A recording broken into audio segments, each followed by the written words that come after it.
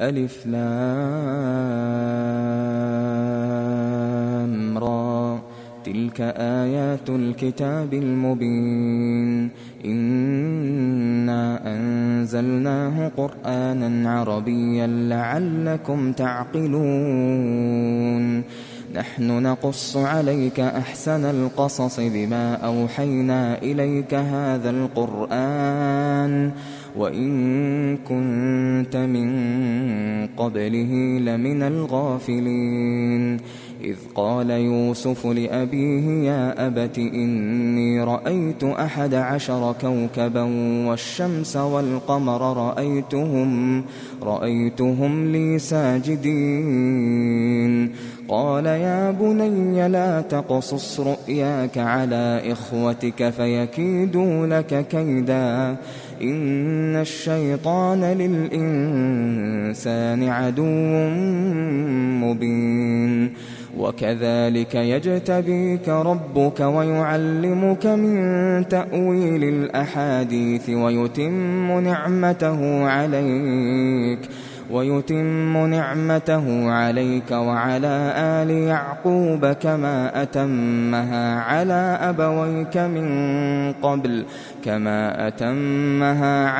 أبويك من قبل إبراهيم وإسحاق إن ربك عليم حكيم لقد كان في يوسف وإخوته آيات للسائلين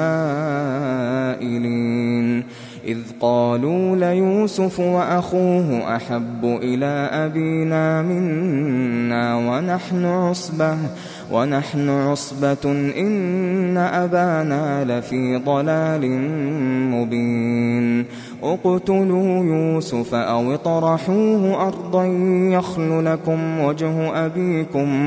يخل لكم وجه أبيكم وتكونوا من بعده قوما صالحين قال قائل منهم لا تقتلوا يوسف وألقوه في غيابة الجب يلتقطه بعض السيارة إن كنتم فاعلين قالوا يا أبانا ما لك لا تأمنا على يوسف وإنا له لناصحون أرسله معنا غدا يرتع ويلعب وإنا له لحافظون قال إني ليحزنني أن تذهبوا به وأخاف أن يأكله الذئب وأنتم عنه غافلون قالوا لئن أكله الذئب ونحن عصبة إنا إذا لخاسرون فلما ذهبوا به وأجمعوا أن يجعلوه في غيابة الجب وأوحينا إليه لتنبئنهم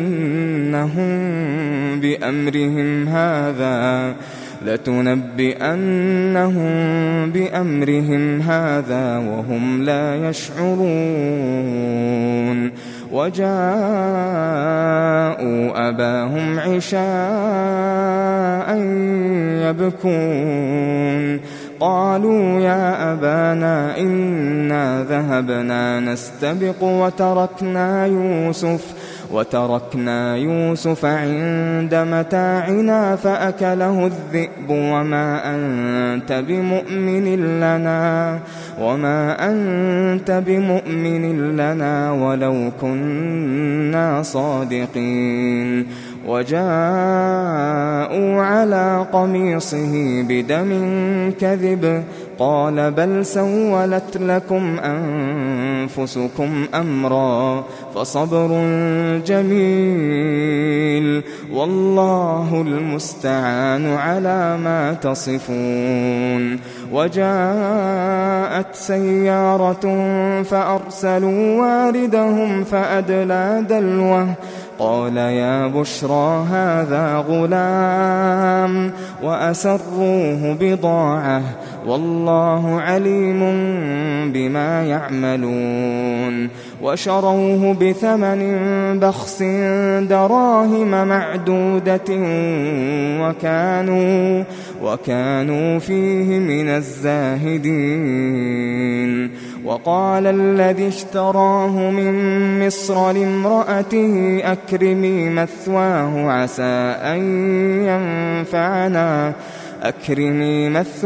عسى أن ينفعنا أو نتخذه ولدا وكذلك مكنا ليوسف في الأرض ولنعلمه من تأويل الأحاديث والله غالب على أمره ولكن أكثر الناس لا يعلمون ولما بلغ أشده آتيناه حكما وعلما وكذلك نجزي المحسنين وراودته التي هو في بيتها عن نفسه وغلقت الأبواب وقالت هيت لك قال معاذ الله إنه ربي أحسن مثواي إنه لا يفلح الظالمون ولقد همت به وهم بها لولا أن رأى برهان ربه كذلك لنصرف عنه السوء والفحشاء إنه من عبادنا المخلصين واستبق الباب وقدت قميصه من دبر وألف يا سيدها لدى الباب قالت ما جزاء من أراد بأهلك سوءا إلا أن يسجن أو عذاب أليم قال هي راودتني عن نفسي وشهد شاهد من أهلها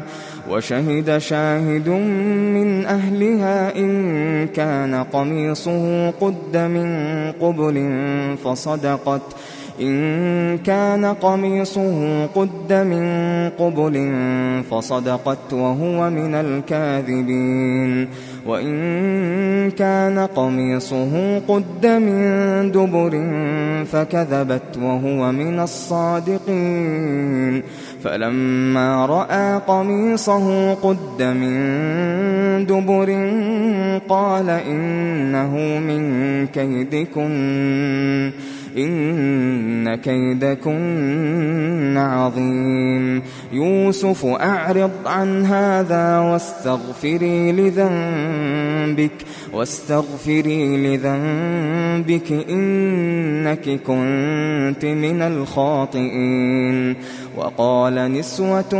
في المدينة امرأة العزيز تراود فتاها عن نفسه قد شغفها حبا إنا لنراها في ضلال مبين فلما سمعت بمكرهن أرسلت إليهن وأعتدت لهن متكأ وآتت كل واحدة منهن سكينا وقالت اخرج عليهن فلما رأينه أكبرنه وقطعن أيديهن وقلن حاش لله ما هذا بشرا إن هذا إلا ملك كريم قالت فذلكن الذي لمتنني فيه ولقد راودته عن نفسه فاستعصم ولئن لم يفعل ما آمره ليسجنن وليكون من الصاغرين قال رب السجن أحب إلي مما يدعونني إليه وإلا تصرف عني كيدهن أصب إليهن وأكن من الجاهلين فاستجاب له ربه فصرف عنه كيدهن إنه هو السميع العليم ثم بدا لهم من بعد ما رأوا الآيات ليسجننه حتى حين ودخل معه السجن فتيان قال أحدهما إني أراني أعصر خمرا وقال الآخر إني أراني أحمل فوق رأسي خبزا تأكل الطير منه نبئنا بتأويله إنا نراك من المحسنين قال لا يأتيكما طعام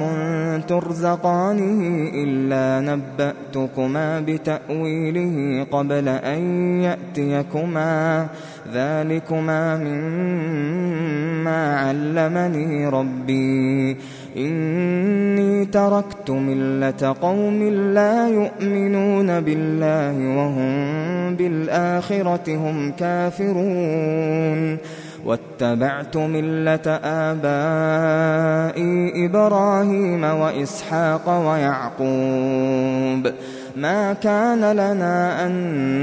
نشرك بالله من شيء ذلك من فضل الله علينا وعلى الناس ولكن أكثر الناس لا يشكرون يا صاحبي السجن أأرباب متفرقون خير أم الله الواحد القهار ما تعبدون من دونه إلا أسماء سميتموها أنتم وآباؤكم ما أنزل الله بها من سلطان إن الحكم إلا لله أمر ألا تعبدوا إلا إياه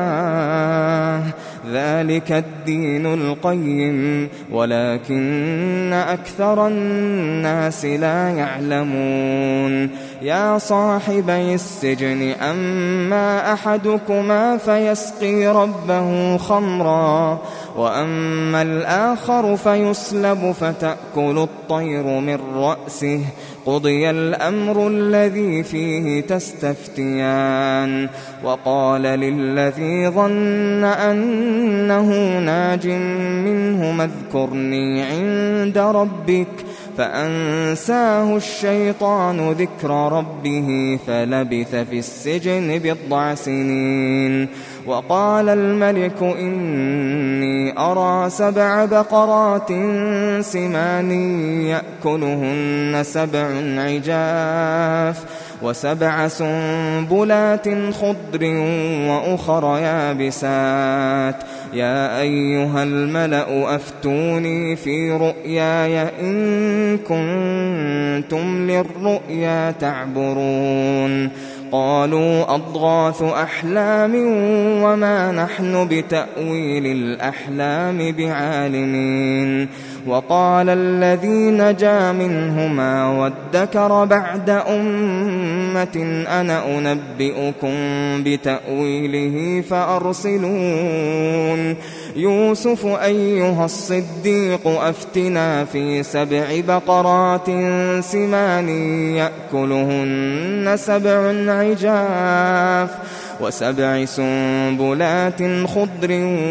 وأخر يابسات لعلي أرجع إلى الناس لعلهم يعلمون قال تزرعون 7 سنين دأبا فما حصدتم فذروه في سنبله إلا قليلا مما تأكلون ثم يأتي من بعد ذلك 7 شداد يأكلن ما قدمتم لهن إلا قليلا مما تحصنون ثم يأتي من بعد ذلك عام فيه يغاث الناس وفيه يعصرون وقال الملك ائتوني به فلما جاءه الرسول قال ارجع إلى ربك فاسأله ما بال النسوة اللاتي قطعن أيديهن إن ربي بكيدهن عليم قال ما خطبكن إذ راوتن يوسف عن نفسه قلن حاش لله ما علمنا عليه من سوء قالت امرأة العزيز الآن حصحص الحق أنا راودته عن نفسه وإنه لمن الصادقين ذلك ليعلم أني لم أخنه بالغيب وأن الله لا يهدي كيد الخائنين وما أبرئ نفسي إن النفس لأمارة بالسوء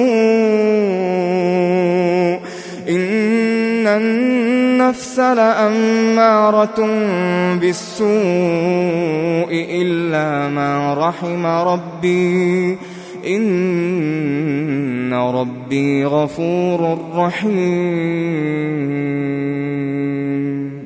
وقال الملك ائتوني به أستخلصه لنفسي فلما كلمه قال إنك اليوم لدينا مكين أمين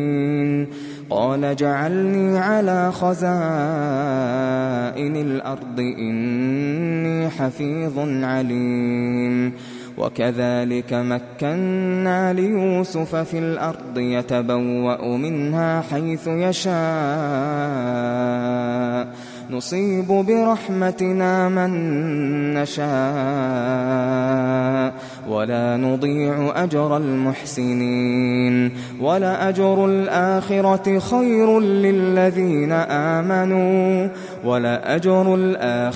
خير للذين آمنوا وكانوا يتقون وجاء إخوة يوسف فدخلوا عليه فعرفهم وهم له منكرون ولما جهزهم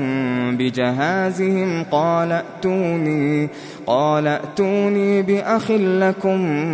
من أبيكم ألا ترون أني أوفي الكيل وأنا خير المنزلين فإن لم تأتوني به فلا كيل لكم عندي ولا تقربون قالوا سنراود عنه أباه وإنا لفاعلون وقال لفتيانه اجعلوا بضاعتهم في رحالهم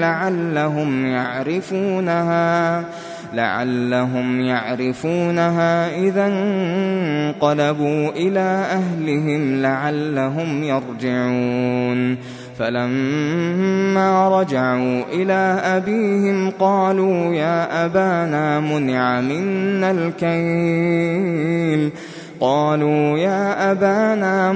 منا الكيل فأرسل معنا أخانا نكتل وإنا له لحافظون قال هل آمنكم عليه إلا كما أمنتكم على أخيه من قبل فالله خير حافظا وهو أرحم الراحمين. ولما فتحوا متاعهم وجدوا بضاعتهم ردت إليهم قالوا يا أبانا ما نبغي هذه بضاعتنا ردت إلينا ونمير أهلنا ونحفظ أخانا ونزداد كيل بعير ذلك كيل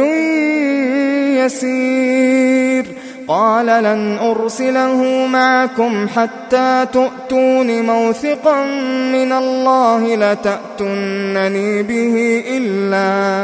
إلا أن يحاط بكم فلما آتوه موثقهم قال الله على ما نقول وكيل. وقال يا بني لا تدخلوا من باب واحد وادخلوا من أبواب متفرقة وما أغني عنكم من الله من شيء إن الحكم إلا لله عليه توكلت وعليه فليتوكل المتوكلون. ولما دخلوا من حيث أمرهم أبوهم ما كان يغني عنهم من الله من شيء إلا حاجة في نفس يعقوب قضاها وإنه لذو علم لما علمناه ولكن أكثر الناس لا يعلمون. ولما دخلوا على يوسف آوى إليه أخاه قال إني أنا أخوك فلا تبتئس بما كانوا يعملون. فلما جهزهم بجهازهم جعل السقاية في رحل أخيه ثم أذن مؤذن أيتها العير إنكم لسارقون. قالوا وأقبلوا عليهم ماذا تفقدون قالوا نفقد صواع الملك ولمن جاء به حمل بعير وأنا به زعيم. قالوا تالله لقد علمتم ما جئنا لنفسد في الأرض وما كنا سارقين. قالوا فما جزاؤه إن كنتم كاذبين. قالوا جزاؤه من وجد في رحله فهو جزاؤه كذلك نجزي الظالمين. فبدأ بأوعيتهم قبل وعاء أخيه ثم استخرجها من وعاء أخيه كذلك كدنا ليوسف ما كان ليأخذ أخاه في دين الملك إلا أن يشاء الله نرفع درجات من نشاء وفوق كل ذي علم عليم. قالوا إن يسرق فقد سرق أخ له من قبل فأسرها يوسف في نفسه ولم يبدها لهم. قال أنتم شر مكانا والله أعلم بما تصفون. قالوا يا أيها العزيز إن إن له أبا شيخا كبيرا فخذ أحدنا مكانه إنا نراك من المحسنين قال معاذ الله أن نأخذ إلا من وجدنا متاعنا عنده إنا إذا لظالمون فلما استيئسوا منه خلصوا نجيا قال كبيرهم ألم تعلموا أن أباكم قد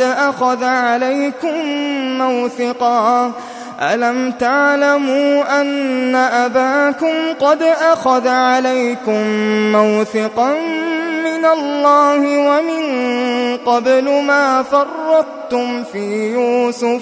فلن أبرح الأرض حتى يأذن لي أبي أو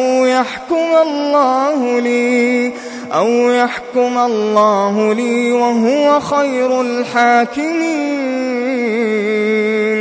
ارجعوا إلى أبيكم فقولوا يا أبانا إن ابنك سرق وما شهدنا إلا بما علمنا وما كنا للغيب حافظين واسأل القرية التي كنا فيها والعير التي أقبلنا فيها وإنا لصادقون قال بل سولت لكم أنفسكم أمرا فصبر جميل عسى الله أن يأتيني بهم جميعا إنه هو العليم الحكيم وتولى عنهم وقال يا أسفا على يوسف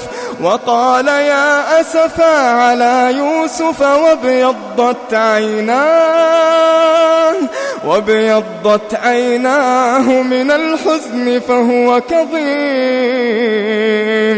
قالوا تالله تفتأ تذكر يوسف حتى تكون حرضا أو تكون من الهالكين قال إنما أشكو بثي وحزني إلى الله وأعلم من الله ما لا تعلمون يا بني اذهبوا فتحسسوا من يوسف وأخيه ولا تيأسوا من روح الله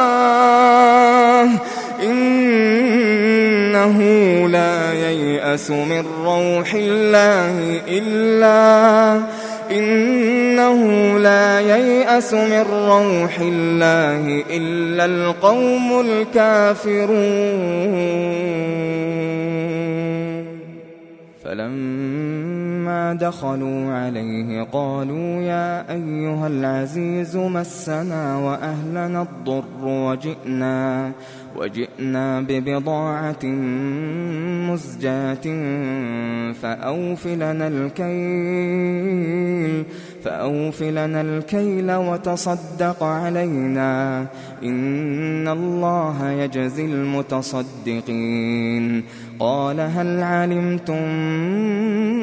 ما فعلتم بيوسف وأخيه إذ أنتم جاهلون قالوا أئنك لأنت يوسف قال أنا يوسف وهذا أخي قد من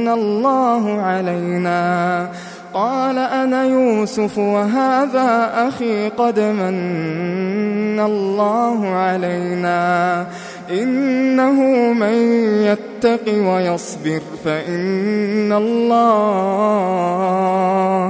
فإن الله لا يضيع أجر المحسنين قالوا تالله لقد آثرك الله علينا وإن كنا لخاطئين. قال لا تثريب عليكم اليوم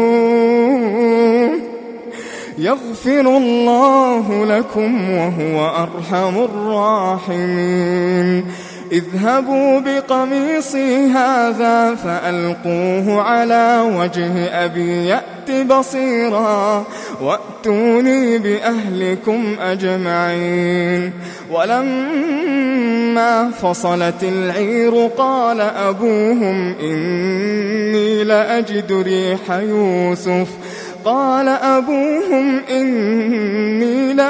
ريح يوسف لولا أن تفندون. قالوا تالله إنك لفي ضلالك القديم. فلما أن جاء البشير ألقاه على وجهه فارتد بصيرا قال ألم أقل لكم إني أعلم من الله ما لا تعلمون. قالوا يا أبانا استغفر لنا ذنوبنا إنا كنا خاطئين.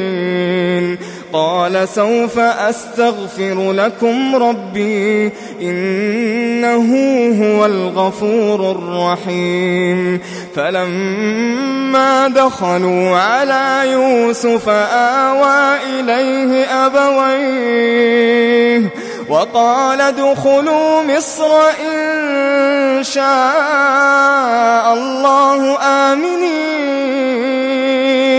ورفع أبويه على العرش وخروا له سجدا وقال يا أبت هذا تأويل رؤياي من قبل قد جعلها ربي حقا وقد أحسن بي إذ أخرجني من السجن وجاء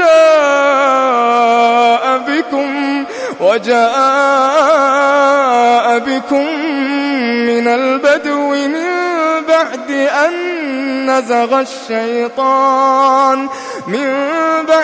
أن نزغ الشيطان بيني وبين إخوتي إن ربي لطيف لما يشاء إنه هو العليم الحكيم. رب قد آتيتني من الملك وعلمتني من تأويل الأحاديث فاطر السماوات والأرض أنت وليي في الدنيا والآخرة توفني مسلما وألحقني بالصالحين. ذلك من أنباء الغيب نوحيه إليك وما كنت لديهم إذ أجمعوا أمرهم وهم يمكرون. وما أكثر الناس ولو حرصت بمؤمنين وما تسألهم عليه من أجر إن هو إلا ذكر للعالمين. وكأي من آية في السماوات والأرض يمرون عليها وهم عنها معرضون. وما يؤمن أكثرهم بالله إلا وهم مشركون. أفأمنوا أن تأتيهم غاشية من عذاب الله أو تأتيهم الساعة بغتة وهم لا يشعرون. قل هذه سبيلي أدعو إلى الله على بصيرة أنا ومن اتبعني وسبحان الله وما أنا من المشركين. وما أرسلنا من قبلك إلا رجالا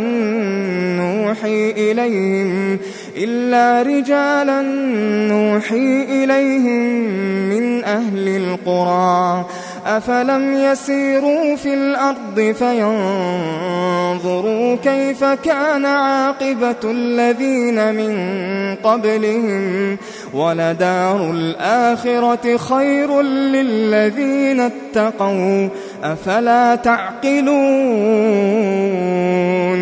حتى إذا استيأس الرسل وظنوا أنهم قد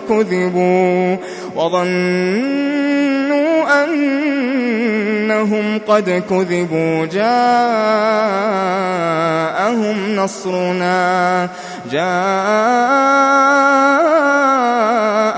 نصرنا فنجي من نشاء ولا يرد بأسنا عن القوم المجرمين. لقد كان في قصصهم عبرة لأولي الألباب ما كان حديثا يفترى ولكن تصديق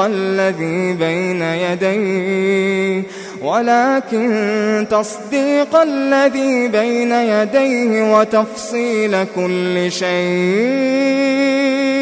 وتفصيل كل شيء وهدى ورحمة لقوم يؤمنون.